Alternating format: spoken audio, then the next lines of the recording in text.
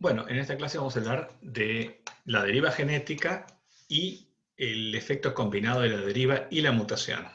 Vamos a ver que en el modelo de Fisher-Wright que estamos utilizando hay un cierto equilibrio esperado a lo largo del tiempo entre el efecto de la deriva y el efecto de la mutación.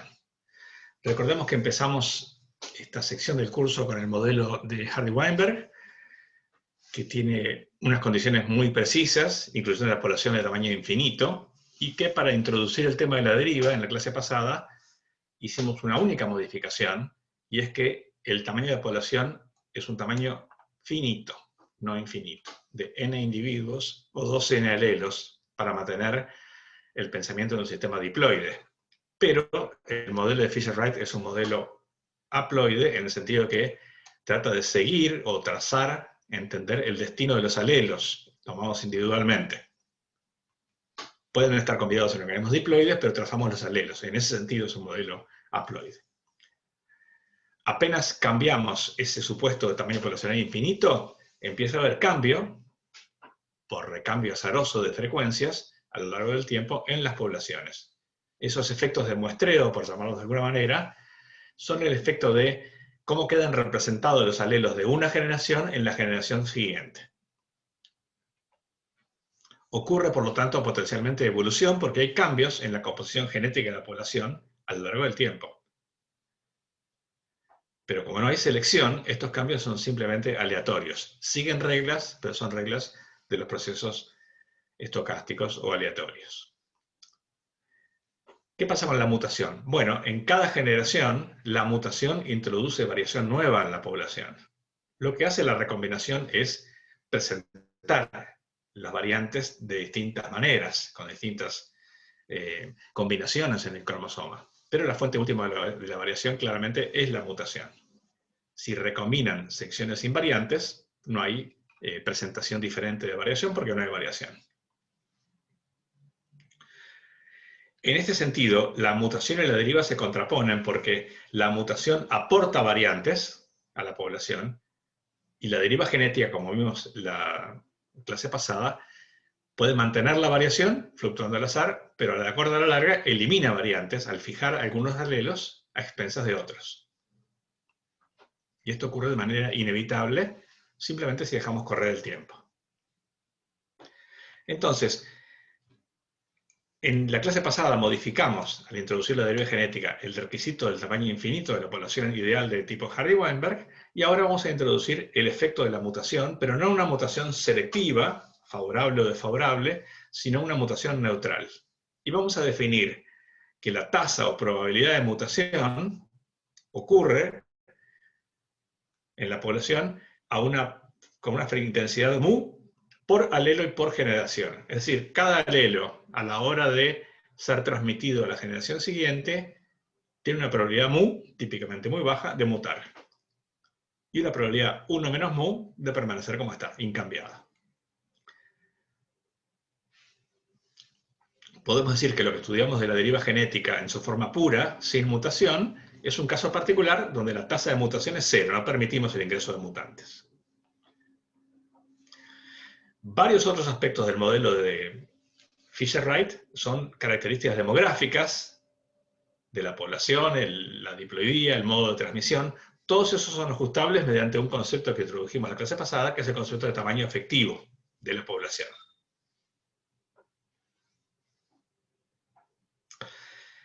Vamos a aclarar algunas cositas sobre las mutaciones. En primer lugar, en humanos y en general en muchos organismos complejos, la mayor parte de las mutaciones son de origen paterno, de las mutaciones puntuales, no de los cambios cromosómicos, que pueden tener un mayor predominio en la línea de formación de los ovocitos. ¿Sí?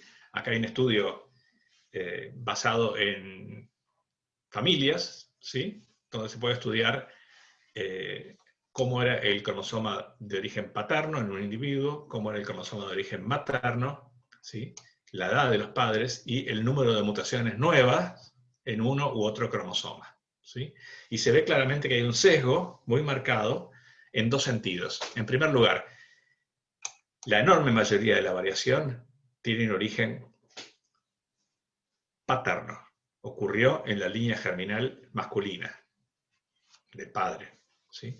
Y en segundo lugar, la cantidad de mutaciones que son transmitidas en los cromosomas dependen de la edad de los progenitores y aumentan con la edad. Es decir, un mayor edad de los padres, mayor cantidad de mutaciones que se acumulan y se transmiten a los descendientes. Nosotros vamos a hablar entonces de una tasa de mutación, que es una especie de mutación neta por alelo por generación, aunque sabemos que está sesgada, tiene una variación atribuible a factores tales como el sexo y la edad en la cual se producen los gametos, ¿sí? Aquí tenemos una relación basada en el mismo trabajo de la edad, sobre todo del padre, donde aparecen las mutaciones, y el número de mutaciones nuevas que aparecen en los descendientes. Hay una clara relación positiva y significativa. Vamos a modelar el proceso mutacional y para eso tenemos varias posibilidades. En esta clase vamos a usar el llamado modelo de alelos infinitos. Ya aprendimos a tomarnos con pinzas el concepto de infinito en el caso de las poblaciones de tipo Hardy-Weinberg. Ahora vamos a aprender en qué sentido pensamos que hay infinitos alelos o clases alélicas. La idea simplemente es esta.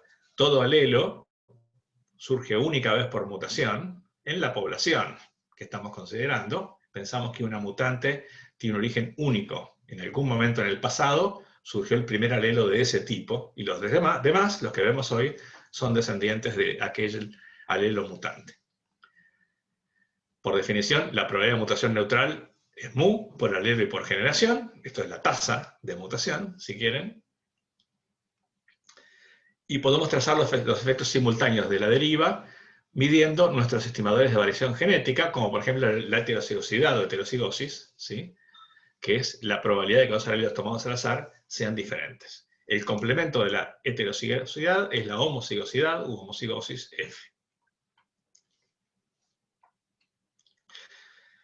Bueno, el modelo de alelos infinitos es razonable cuando tenemos unas pocas clases alélicas que conocemos como tales. Por ejemplo, conocemos que hay dos proteínas de la enzima ADH, dos tipos. Atrás hay alguna mutación que produce algunos cambios en los aminoácidos, pero nosotros conocemos simplemente el tipo proteico. Acá hay un diagrama de electroforesis, donde se corren en un campo eléctrico las proteínas y se mueven por su carga, y hay un alelo que llamamos F, por fast, rápido, en inglés, y un alelo que llamamos S, por slow, lento, en inglés. O sea que la corrida, como está interpretada acá, va en esta dirección. Estos alelos tienen una carga distinta y se mueven más rápido en el campo eléctrico de la electroforesis que estos alelos que tienen una carga, otra carga eléctrica. Como esta proteína en la realidad funciona en forma de dímero, o sea, cada proteína activa son dos copias de la proteína original, entonces, ¿qué puede pasar? Podemos tener, en los homocigotas tenemos un solo tipo de dímero, que se mueve más rápido. En los homocigotas para S tenemos otro tipo de dímero único, que se mueve más lento. Y en los heterocigotas tenemos dímeros de tipo FF, que se mueven como este, dímeros de tipo SS, o sea, con una proteína de cada tipo asociadas, y dímeros que son heterodímeros, o sea que se mueven, son FS y se mueven a velocidad intermedia. Así que este es una heterocigota, tiene dos alelos, pero están combinados de tres formas en las proteínas codificadas para esos alelos. Estos tienen un alelo, el F, y estos tienen un alelo, el S. Esa es la interpretación del gen. Bueno, cuando las mutaciones son raras y las clases alélicas son pocas, podemos pensar que cada alelo tiene un origen único, ¿sí? Y como no sabemos los caminos que llevan de F a S, los clasificamos como dos clases, y eso ocurrió con la probabilidad de mutación mu. Bien, cuando tenemos secuencias, podemos tener múltiples cambios conocidos ahora detrás de distintas clases alélicas, ¿sí? Y entonces podemos pensar que usamos un modelo muy parecido, que es un modelo de sitios infinitos.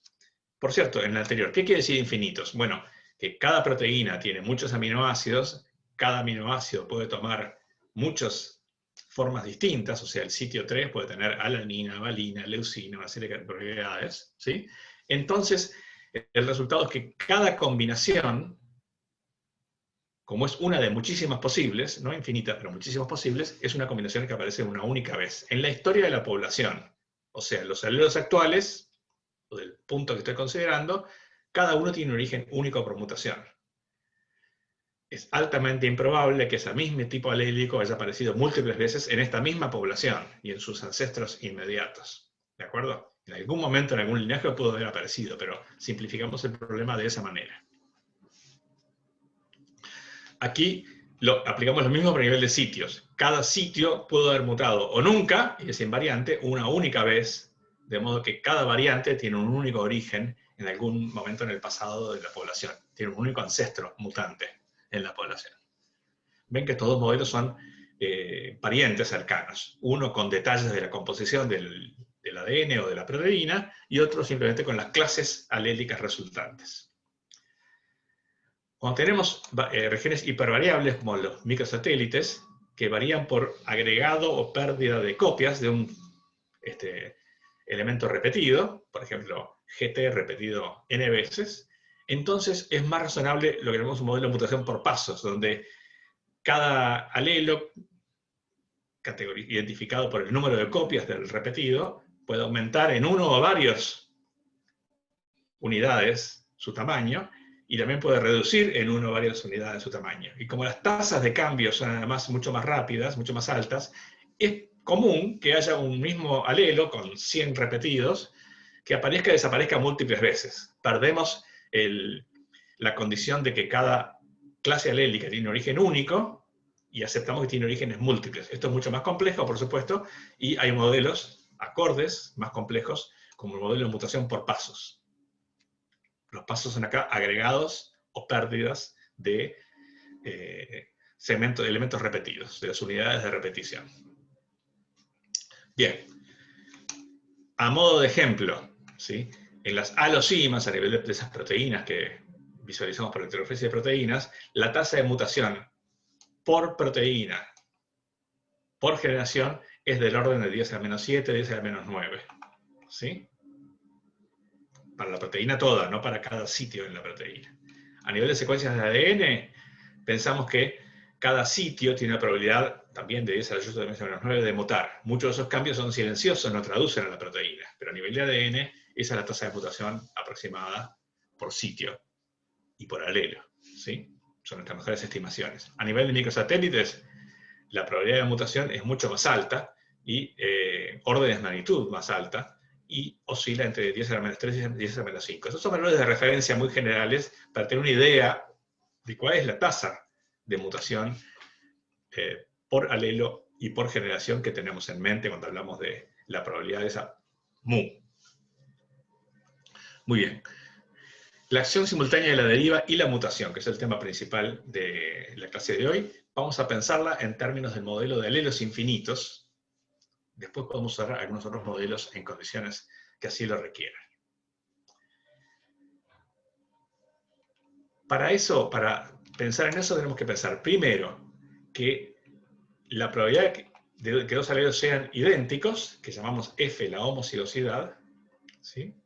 Es el primer factor que tenemos que considerar, y la otra, el complemento de eso es la heterocigosidad, que es la probabilidad de que los alelos sean diferentes, pertenezcan a distintas clases, ¿sí? Para pensar cuál es el valor esperado de la heterocigosidad o de la homocigosidad, que son uno es el complemento del otro, o sea que si encontramos uno, tenemos el otro por complementación, ¿sí? Tenemos que pensar en esto.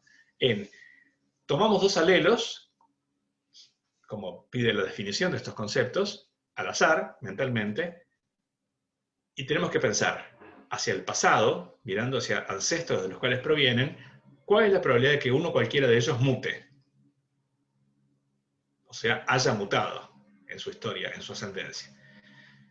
Por definición, esa probabilidad es mu, para cada uno de los alelos y para cada generación. ¿Y cuál es la probabilidad de que provengan de un mismo alelo ancestral en la generación precedente? Si la tasa de mutación es mu, y es muy baja, 10 a la menos 9, y la probabilidad de que los dos alelos tomados hoy al azar sean copias de un mismo alelo ancestral en la generación anterior, inmediatamente precedente, esa probabilidad la conocemos, es 1 sobre 2n, ¿sí? también baja, porque si n es grande, es una población suficientemente grande, aunque no infinita, entonces el inverso de 2n es un valor también pequeño, 10 a la menos algo, comparable con la tasa de mutación. Estamos viendo entonces que si dos alelos en su ancestría, en la línea que los lleva a su ancestro común, tienen una mutación, uno cualquiera de ellos sufrió una mutación antes de llegar del presente al ancestro común, entonces los alelos son distintos, pertenecen a distintas clases porque tienen al menos una diferencia. ¿Sí? Si los dos alelos encuentran, mirándose al pasado, estamos recorriendo mentalmente las porciones del pasado, su ancestro, antes que ninguna de esas dos líneas hayan mutado, en marcha atrás, en retrospectiva, entonces son idénticos. Esas dos probabilidades son conocidas, pero también son bajas. Es decir, yo miro dos alelos y voy hacia atrás, lo más probable es que no sean ni mutados, ni copias de un mismo, ni provengan de un mismo alelo ancestral, en la generación inmediatamente precedente. ¿Sí?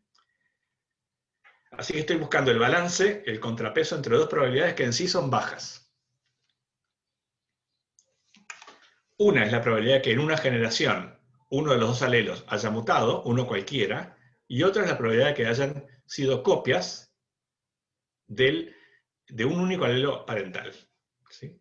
Las probabilidades estas las aproximamos como 2 mu, es decir, esta mutación puede haber ocurrido con probabilidad mu en esta línea de transmisión, de este ancestro a este descendiente, o sea, en la formación de este gameto, o con una probabilidad mu en este otro alelo, en la ascendencia de este otro alelo. Colectivamente tenemos la probabilidad de 2 mu. Y estamos despreciando la posibilidad de que ocurran dos o más cambios simultáneos. Por ejemplo, si esta tasa es mu 10 a la menos 9 y esto es mu 10 a la menos 9, la probabilidad de que simultáneamente en la misma generación los dos hayan mutado es 10 a la menos 9 al cuadrado, un número despreciable. ¿De acuerdo? Aquí tenemos que la probabilidad de coalescer es 1 sobre 2n, algo que ya conocemos de la clase pasada, que es una probabilidad también muy baja porque n lo pensamos como una población grande. La posibilidad de que además de coalescer uno o ambos de estos hayan mutado es también despreciable porque es 1 sobre 2n multiplicado por mu para una única mutación. ¿Sí? Así que es un producto de vuelta de dos valores extremadamente bajos. Digamos 10 a la menos 9 por 10 a la menos 8. A modo de ejemplo. ¿Sí? Entonces, este razonamiento que estamos haciendo es así. Si en la ancestría de un alelo cualquiera tengo una mutación, y eso ocurre con probabilidad 2 mu, porque tengo dos alelos, los alelos son distintos, sin importar lo que pase más atrás en la historia. Si en la ancestría lo primero que ocurre es la coalescencia, entonces con una probabilidad de 1 sobre 2n, entonces los alelos son idénticos, porque coalescieron antes que, visto hacia el pasado, haya aparecido una mutación. Coalescieron sin mutación en estas dos ramas que los conectan. Despreciamos la probabilidad de dos mutaciones simultáneas o de una coalescencia y una mutación simultánea en la misma generación. Esto lo dejamos de lado, por ser extremadamente bajo, parecido a cero. Fíjense que si yo miro la ancestría de dos alelos, lo más probable es que no sean descendientes de un mismo alelo ancestral, no hayan coalescido, ¿sí? Y también lo más probable es que no haya mutado ninguno de los dos, porque todos estos eventos son de probabilidades muy bajas. Es decir que si voy de t a t-1, lo más probable es que termine acá, con dos alelos en los cuales todavía no encontré ni una mutación que los distinga, ni una coalescencia que los una. Esto es un juego de azar que es más o menos así. Imagínense que tenemos un gigantesco juego de lotería o de bingo, ¿sí? Un sorteo de un número, donde yo tengo una ficha, una sola ficha, ¿sí? Y mi vecino, un solo número, mi vecino tiene dos números nada más, ¿sí? Y las reglas de ese sorteo es que se va a jugar hasta que alguien gane. Muy bien, como hay 1000 bolillas, ¿sí? En cada sorteo lo más probable es que no haya un ganador.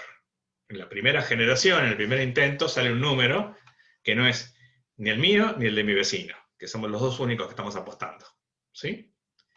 Quiere decir que lo más probable en ese sorteo es que no haya cambios, como pasa acá, que la probabilidad de encontrar justo una mutación o justo una coalescencia, un ancestro común, las dos son tan bajas, no tienen por qué ser iguales, como yo tengo una ficha y mi vecina tiene 2, ¿sí? Pero ambas son bajas. Ahora, ¿qué pasa en ese caso? Bueno, hago el sorteo de vuelta. Me voy a T-1, hago el sorteo nuevamente y veo si ocurrió una coalescencia hacia T-2 o una mutación. Las probabilidades de esas ocurrencias son las mismas. ¿De acuerdo? En el ejemplo del sorteo, sale un número que no es ni el mío ni el vecino, coloco la bolilla de vuelta en el bolillero, o el que hace el sorteo la coloca, hace un nuevo sorteo. Y así sucesivamente hasta que uno de los dos, el que tiene dos números, o yo que tengo uno solo, gane. Acá es igual. Repito este proceso hasta que ocurra una mutación o una coalescencia. Fíjense que en el ejemplo de las bolillas es claro entender que yo tengo un solo número, mi vecino tiene 2. ¿Sí? Y cada número está una única vez en el bolillero. Quiere decir que la probabilidad de que ocurra que él gane es el doble que la mía. Es baja, la mía también es baja, pero la de él es el doble que la mía. Quiere decir que las probabilidades globales de sorteo, aunque en cada tirada lo más probable es que no pase nada, que no gane nadie, como acá, son estas dos las que cuentan. Lo que cuenta es que él tiene el doble que yo. ¿Sí? Entonces, la probabilidad de que al final resultó que hubo una mutación antes que aparezca una coalescencia es 2mu. Y la probabilidad de que al final suceda que ocurra una coalescencia antes que una mutación es 1 sobre 2n. Y estos son los valores que cuentan, aunque son muy bajos, y son muy bajos comparados con la probabilidad de que no ocurra nada en cada generación. En cada generación repito la tirada con las mismas reglas, las mismas probabilidades, hasta que ocurre uno de los dos eventos. ¿Sí? Entonces la pregunta se reduce a ¿con qué probabilidad ocurre lo primero y lo segundo? La probabilidad total que nos interesa es esta parte del fenómeno. Despreciamos cosas muy improbables y dejamos de lado lo más común, curiosamente, que es que no pase nada en cada generación, para ver al final del partido el balance entre estas dos probabilidades. La heterozigiosidad es el balance entre la probabilidad de que ocurra una mutación primero y la suma de estas dos probabilidades que constituyen nuestro campo de operaciones, si quieren llamarlo así, nuestro espacio muestral relevante. Entonces, son eventos excluyentes porque hemos excluido las posibilidades de que ocurran simultáneamente las dos cosas, así que el total es la suma de los dos y tenemos que ver la fracción proporcional de estos otros. Así que la probabilidad de que los alelos sean idénticos, si tomamos dos alelos al azar, es la probabilidad de que la coalescencia ocurra primero, dividido por la suma de los dos eventos relevantes de la diapositiva anterior, la probabilidad de coalescencia y la probabilidad de mutación. El 2mu se explica porque son dos alelos. La coalescencia es única porque implica una coalescencia entre un par de alelos. ¿Sí? Este balance es, simplificando, me queda 1, ¿sí? Sobre 1 más 4nmu. Para eso multiplico el numerador y denominador por 2n, se me va este término y se me va este término y me queda acá el 4mu. ¿Sí? Y esto es tan importante, este 4nmu, que lo vamos a llamar tita. La probabilidad de que dos alelos tomados al azar sean distintos, en el modelo por equilibrio entre deriva y mutación, es 1 menos la esperanza de f, y eso es tita sobre 1 más tita. ¿Por qué? Porque esto más esto tiene que sumar 1. O lo que es lo mismo, 4nmu sobre 1 más 4nmu. Ese es el balance entre mutación y deriva, probabilidad de coalescencia, materializada por la probabilidad de coalescencia, este es el coeficiente de deriva de la clase anterior, esperada en la población.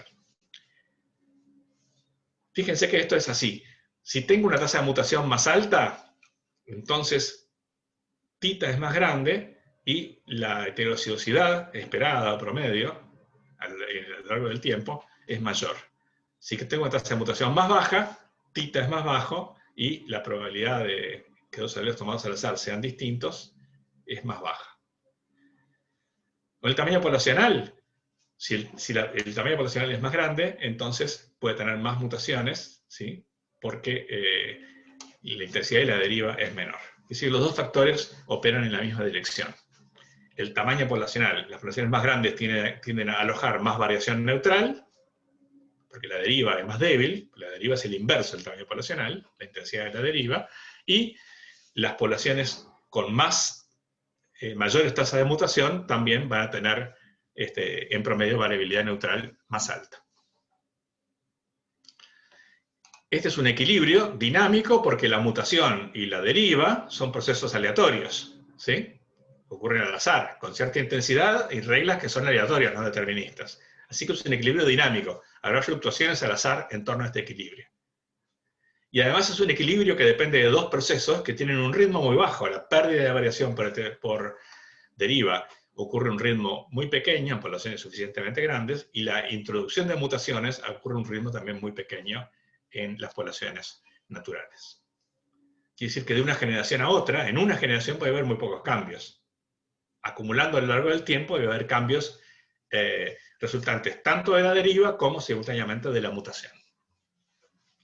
A largo plazo, las mutaciones se pierden por deriva y las mutaciones se adquieren por mutación, ¿sí? Las clases alélicas, para ser más preciso. Este tito es el parámetro poblacional neutral, porque todo ocurre bajo neutralidad, y fíjense que es 4n mu, ¿sí? Es 2 veces el número de genes o de alelos de la población.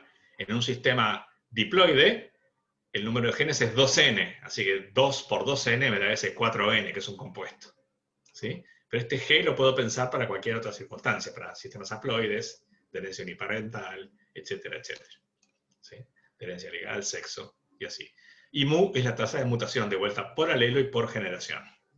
Así que este parámetro poblacional neutral combina las dos cosas, el tamaño de la población medida el número de genes y la tasa de mutación, y por tanto combina o resume los efectos combinados de la deriva y la mutación en las poblaciones. Concretamente la mutación neutral.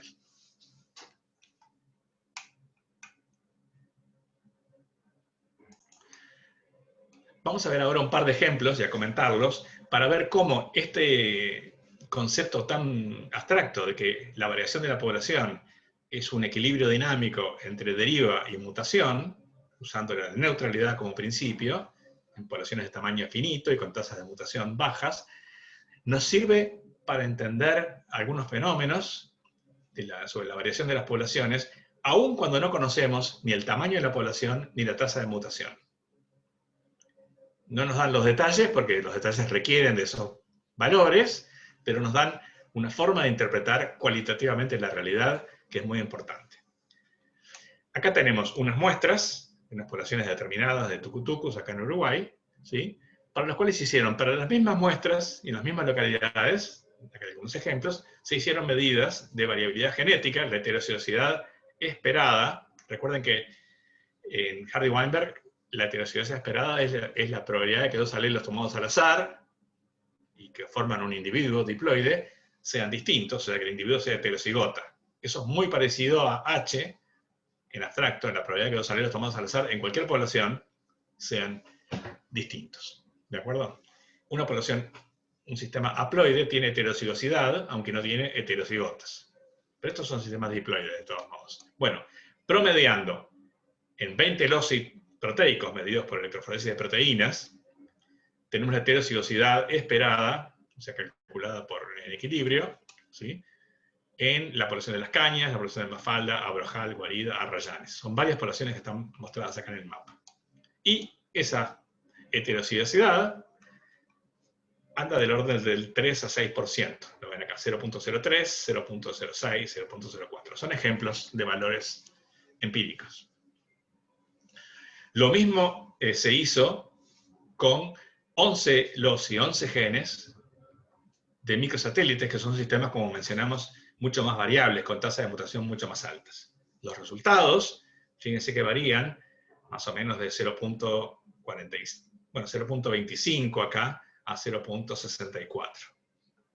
Lo primero que observamos es que, más allá de los detalles, los valores que tenemos acá en rojo para los microsatélites, que son hipervariables por su mutabilidad, son más o menos un orden de magnitud por encima de los valores que observamos para las aerosimas.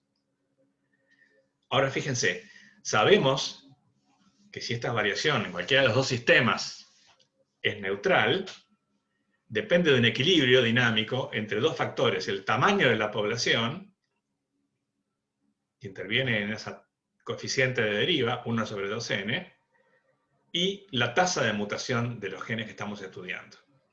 Esto es un promedio entre genes, pero son clases de genes bien distintas. Entonces, no sé el tamaño de la población de las cañas, ni de Mafalda, ni de Abrojal, ni de ninguna población.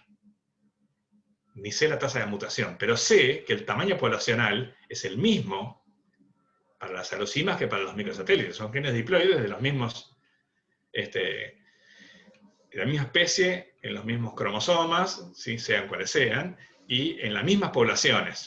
Es decir, cualquiera sea el tamaño o el tamaño efectivo de la población, es el mismo acá, y los sistemas son igualmente diploides autosómicos. Lo único que puede cambiar, ser distinto y dar cuenta de este incremento de un factor de 10, un orden de magnitud, en la variabilidad, medida como heterocigosidad, de los microsatélites, es la tasa de mutación. ¿De acuerdo? No conozco la tasa de mutación, pero sé que solo así, con una mutación mucho más alta, puedo obtener una mayor heterocigosidad de manera tan marcada. Bien. Como no es oro todo lo que reluce, acá tenemos una población que había dejado afuera deliberadamente, que tiene la misma variación básicamente alosímica y no tiene ninguna variación en microsatélites. Esto puede pasar, lo que nos indica es que la vida es más compleja de lo que aparenta ser. No lo vamos a discutir ahora en detalle. Bien. Acá tenemos otro ejemplo, donde tenemos la heterocigosidad esperada y la observada, ¿sí? Con los mismos criterios, para 5 genes holócidos de microsatélites en unas ardillas voladoras en Alaska, ¿sí? Y esas ardillas fueron mostradas en 2 clases de poblaciones. Poblaciones de islas, de las cuales hay algunos ejemplos, y poblaciones en el continente. Entonces vamos a mirar las esperadas para dejar de lado el tema de los apareamientos, ¿sí? La heterocigosidad esperada como una medida de variación, ¿sí? Y vemos que tenemos en estas islas una heterocigosidad de 27%, 41%, 35%. Y en el continente, 60 y tanto por ciento, 60%. Quiere decir que tenemos, de vuelta, un sistema que es mucho menos variable, como indica la heterocigosidad, en las islas que en el continente. Ahora vamos a pensar, la tasa de mutación que invocamos para explicar el ejemplo anterior, no sirve acá como explicación, porque estos genes, no sé su tasa de mutación, pero es difícil concebir un escenario en el cual la tasa de mutación sea marcadamente mayor en el continente que en las islas. Porque eso es una tasa de mutación, recuerden, por alelo y por generación. ¿Sí? Lo que puede ser muy distinto en las islas y en el continente es el tamaño de las poblaciones. Las islas son de un archipiélago muy conocido, el archipiélago Alexander, están aisladas entre sí y ciertamente del continente.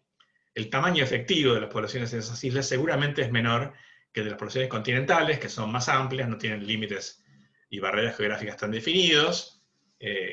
Las ardillas pueden vivir más libremente en espacios más amplios, así que es probable que las poblaciones en el continente sean mayores. Entonces, no conozco el tamaño poblacional, pero si acepto como razonable que la tasa de mutación no varía, entonces la única explicación es que acá hay poblaciones más grandes que acá, lo cual tiene sentido biológico.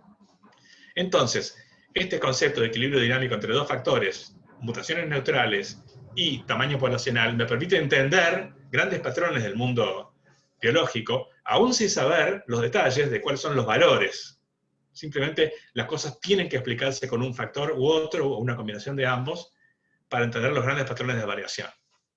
Veremos luego que si hay, para casos específicos, que difieren de esos patrones generales, tendremos que invocar otras causas, como por ejemplo la selección natural. Pero con esta métrica general de un equilibrio dinámico entre deriva y mutación, totalmente neutral, entendemos muchas cosas generales sobre las poblaciones y cómo se comportan. Y eso a su vez es una línea de base imprescindible para poder entender, por contraste y por comparación, cómo operan sistemas sometidos a selección.